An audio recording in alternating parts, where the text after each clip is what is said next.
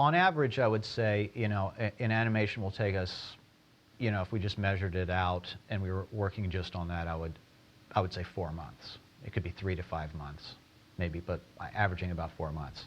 We don't work on just one at a time. We get into one and we sort of, really get on a roll with that, but then at some point, one of us will get inspired or stuck, one of the two, and jump to something else. And that it's very possible, it's actually happened quite a bit, where he's working on one animation, I'm working on some totally other thing. I might be working on music for something we haven't even modeled yet, and he may be working on this whole set of drums for something that I haven't even thought of the music for yet. It really could go either way. When we finally completed the whole video album, when we look back, we go, wow, that took us 3 years, but how was it all divided up? And who knows? It's hard to even see where the time went because it's just so intertwined and so many things happening in parallel. Like I might have some various musical ideas I'm working on, and we want to build some instruments that are specifically designed to play that particular piece of music. And more often than not, it's actually the opposite, where we get inspired for some crazy instrument idea or set of instruments, and we're working on developing those instruments, and I haven't even started writing the music yet. And the music will eventually sort of come out of, all right, now that we have these instruments, what kind of music should they be playing?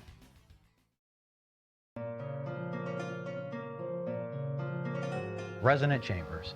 Dave was building this whole kind of crazy, wacky, multi-necked, stringed lute, harp, crazy thing, and it was one of those situations where I'm working on some other stuff, probably some software, whatever I was doing, and he's, okay, can you give me some feedback? What do you want this to do? Is it going to have a bass, or is it, and I kept saying, I don't know, but it looks cool, keep going, just make more, make it cooler and stranger and more wacky.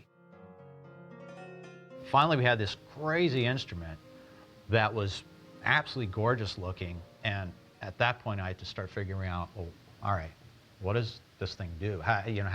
What music does it play?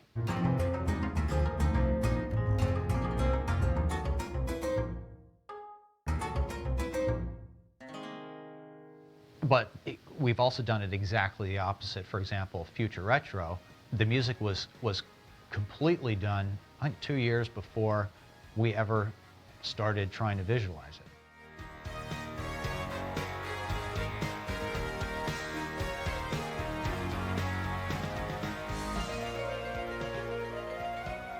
We try to, not have too many things that are like the same, so we try to have a variety of different types of animations, different looks. Some are sci-fi, it's more of an old-fashioned look. I spend a lot of time just making things look dirty and weathered and antiqued a little bit. The Pogo Sticks guys get off their stages and travel around and try to mix it up. Of course, the other thing is having not just the variety of the visuals, but the variety in the music.